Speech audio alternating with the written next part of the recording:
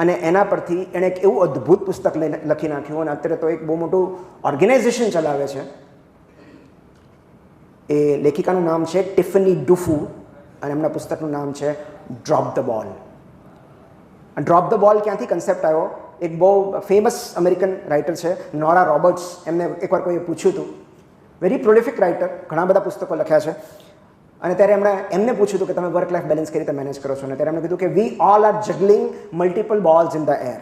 આ બધા આપણે બધા ઓલા જાદુગર નથી કરતા, એક ઉપર ઉછાળે ને બીજો હાથમાં હોય, તો આપણે ઘણા બધા બોલ્સ આવી રીતે હવામાં ઉછાળીએ છીએ વારાફરતી. એમાં એક વર્કનો છે, એક ફેમિલીનો છે, એક ફ્રેન્ડ્સનો છે, એક સેલ્ફનો છે, એક સ્પિરિચ્યુઆલિટીનો છે. ઇન્ટરેસ્ટિંગ વાત એ છે કે બધા બોલ્સ એક જ મટીરિયલના નથી બનેલા, બાકીના બધા બોલ્સ કાચના બનેલા છે. એટલે જો એ બોલ પડશે તો તૂટી જશે, એમાં ક્રેક પડી જશે અને પછી રિપેર નહીં થઈ શકે. એમાંથી એક જ બોલ રબરનો બનેલો છે જે એકવાર પડશે તો ઉછળીને પાછો આવશે, અને એ છે વર્કનો. So you can afford to drop that ball. અને એના પરથી એમણે આ પુસ્તકનું ટાઇટલ રાખ્યું ડ્રોપ ધ બોલ. અને એને એમાં લખ્યું છે કે your partner can't read your mind, so don't assume, communicate. એને ખબર પડવી જોઈએ પણ એને નથી પડતી, કારણ કે એનો ઉછેર એવા કુટુંબમાં થયો છે જ્યાં પપ્પાએ ક્યારેય મમ્મીને મદદ જ નથી કરી. તમને એવો વિચાર આવે છે કે એને કરવી જોઈએ કારણ કે તમારો ઉછેર એવા કુટુંબમાં થયો છે જ્યાં પપ્પા બધું કરાવતા. સો એમણે આ આખાને બે જ વાતમાં સમરાઇઝ કરી છે, ડેલિગેટ યોર વર્ક. જે નોન એસેન્શિયલ હોય એ કામ બીજાને સોંપી દો.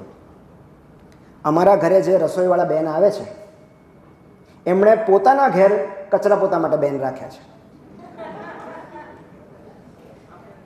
સો બધું તમે કરશો તો કેવી રીતે થશે?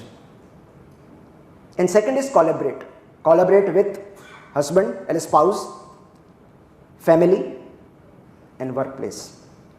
તો કોલેબરેશન વગર કશું જ શક્ય નથી. સુપર વુમન સિન્ડ્રોમ હોય છે અને ઘણી બધી સ્ત્રીઓને હોય છે. They are suffering from super woman syndrome, કે બધું જ થવું જોઈએ અને બધું જ પરફેક્ટ થવું જોઈએ. સો અને જે લોકો આનાથી પીડાય છે એની બહુ જ દુઃખી થાય છે, કારણ કે you have two let go of perfection. એક બહુ સરસ મૂવી હતી જેમાં એક બહુ ફાઇન ડાયલોગ છે कि जितना भी ट्राई कर लो बनी कुछ ना कुछ तो छूटे गए. સો પેલું કહે છે ને, choose your battles, choose your regrets. Choose the regrets you can live with. મારી મમ્મીને એક જ રિગ્રેટ એવી હતી, અને એ હતી કે મારું બાળપણ ન જોઈ શકી, મારા ડેવલપમેન્ટલ માઇલસ્ટોન ન જોઈ શકી, કે હું ક્યારે ચાલતા શીખ્યો. એ તો બેંકમાં હતી, એ લોન અપ્રૂવ કરતી હતી અને હું અહીંયા ચાલતા શીખતો હતો. એ મેનેજર સાથે માથાફોડ કરતી હતી અને અહીંયા મારા માઇલસ્ટોન્સ વધતા હતા. એ મારું બાળપણ મિસ કરતી હતી, કે એ મારું બાળપણ ચૂકી ગઈ. એને છેક સુધી અફસોસ રહ્યો. અને જ્યારે એને ખબર પડી કે મારી વાઈફ પ્રેગ્નન્ટ છે 2011માં, એણે VRS મૂકી દીધું કે હું તારા નથી જોઈ શકીને તારી દીકરીના માઇલસ્ટોન જોઈશ. અને જ્યારથી વૃષ્ટિનો બર્થ થયો મારી મમ્મી સતત એની સાથે છે. સો એણે જે મારામાં મિસ કર્યું છે એ આમાં એન્જોય કરવા માંગે છે, કે વૃષ્ટિના દરેક માઇલસ્ટોન એણે એન્જોય કર્યા છે. અને અત્યારે એ સૌથી વધારે મારી દીકરી હસુબાની એટલે મારા મમ્મીની નજીક છે.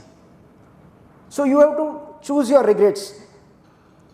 અને ક્યારેક એવું થાય કે તમે હોસ્પિટલમાં હો, ઓપીડી લાંબી ચાલે અને ઘરે ફેમિલીએ ડિનર ઝોમેટો પર મંગાવી લીધું હોય તો એ તમારી નિષ્ફળતા નથી. તમે કોઈ પ્રસંગમાં હો, તમે વેબિનાર એટેન્ડ ન કરી શક્યા હો, કોઈ CME એટેન્ડ ન કરી શક્યા હોય, કોઈ કોન્ફરન્સમાં ન જઈ શક્યા હોય તો એ નિષ્ફળતા નથી. તમારા બાળકે મેગી ખાઈ લીધી હોય કે કોઈ જંક ફૂડ ખાઈ લીધું હોય તો એ નિષ્ફળતા નથી.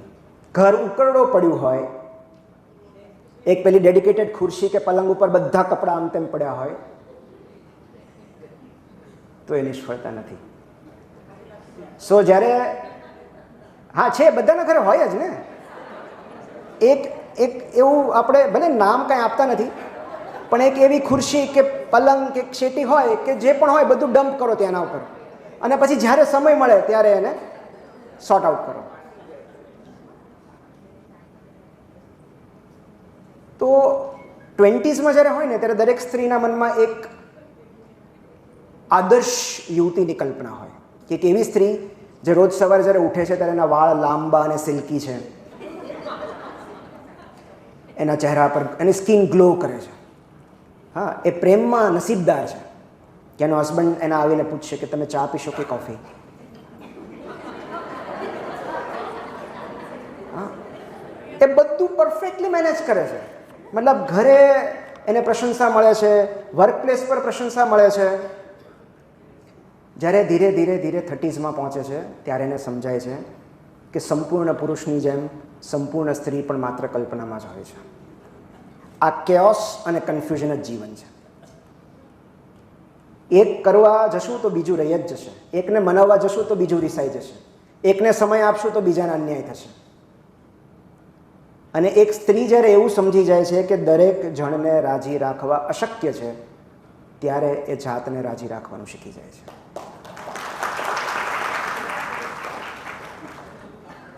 So we should redefine empowerment. Empowerment is not doing everything. It is about doing what matters. અને દરેક માટે અલગ અલગ હોઈ શકે. તમારા માટે કોઈ વેબિનાર અગત્યનો હોઈ શકે, મારા માટે દીકરીનું હોમવર્ક અગત્યનું હોઈ શકે, કોઈ બીજા માટે ગોસિપિંગ હોઈ શકે. So it is about doing what matters. તમારા માટે, not for the world, not for the third party.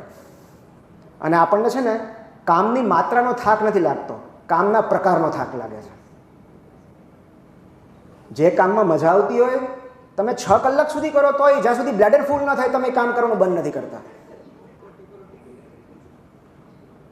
અને ક્યારેક તમને એમ થાય કે મોટે ભાગે છે ને સાયકોલોજી એવું કહે છે કે કોઈ આળસુ નથી હોતું. કાં તો માણસ ડિપ્રેસ હોય છે, કાં તો એની પ્રાયોરિટી નથી હોતી, કાં તો એના આરામની જરૂર હોય છે, કાં તો એના વિચારો પજાવતા હોય છે. તો છેલ્લી 10 મિનિટમાં ખાલી હું 2 વાત કહીશ કે કઈ રીતે ખબર પડે કે કોને પ્રાધાન્ય આપવું.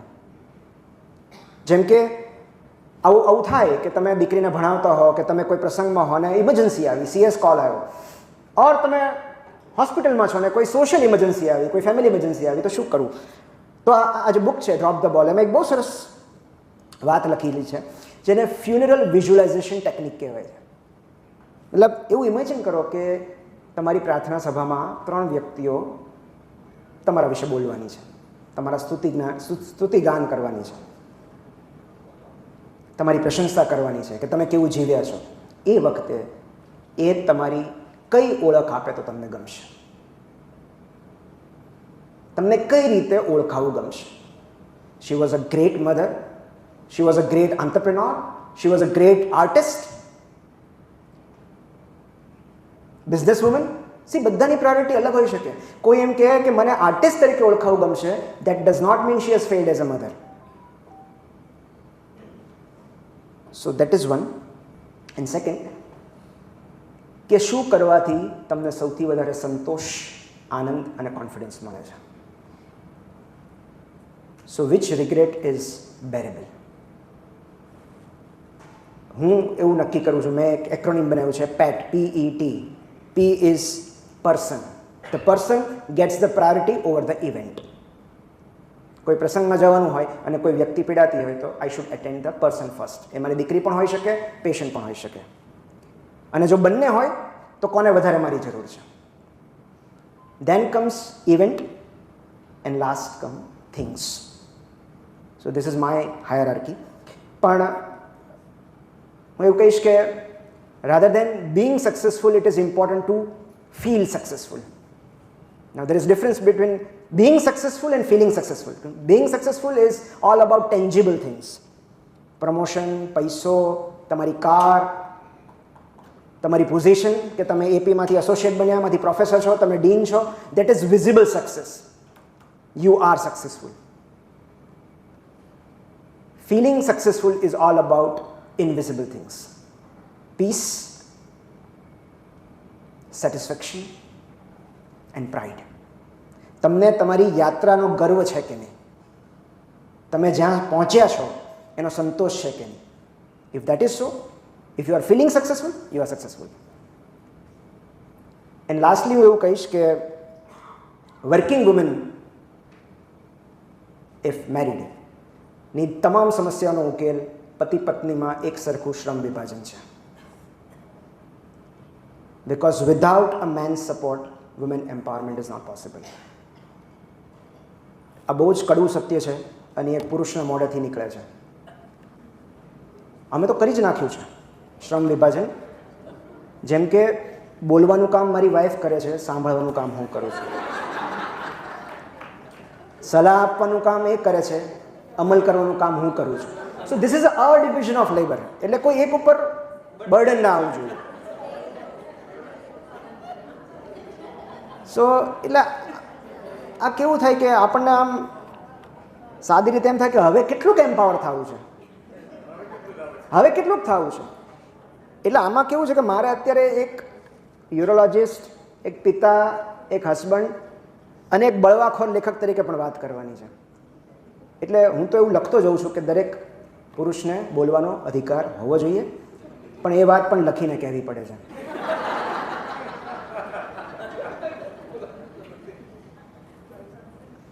So I don't think કે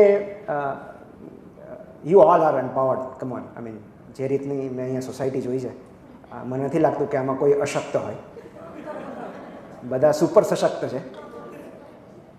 અને yes, but work life harmony I would say yes.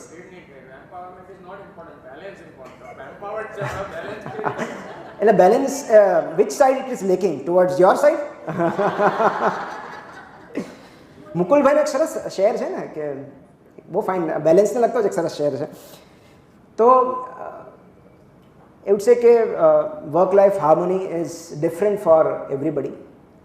તમારા માટે જે મહત્ત્વનું હોય એ કદાચ મારા માટે ન હોય, અને મારા માટે જે હોય એ કદાચ તમને લેસ ઇમ્પોર્ટન્ટ લાગતું હોય. સો એ બહુ જ પર્સનલાઇઝ બાબત છે. But at the end of the day તમે શાંતિથી સૂઈ શકો છો કે નહીં, એ બહુ મહત્ત્વનું છે. વિથઆઉટ એની રિગ્રેટ્સ. કે તમે ભલે તમારો CS નો કોલ તમે બીજા કોઈકને આપી દીધો, અથવા તમારી દીકરીને સ્કૂલેથી લેવા માટે તમે ડ્રાઈવરને મોકલી દીધો. Nothing is right or wrong. Everything we hear is an opinion, everything we see is a perspective. So there is nothing right or nothing wrong, nothing is absolute. તો તમે તમારી દીકરીને લેવા માટે ડ્રાઈવરને મોકલી દીધો, તમે એને ભણાવવાની જગ્યાએ તમે એને ટ્યુશન ટીચર રાખી દીધા, તમે તમારા વર્ક પર ફોકસ કરો છો, તમે રાત્રે શાંતિથી સૂઈ શકો છો. You are fine, you are maintaining your harmony. Because ultimately at the end of the day તમને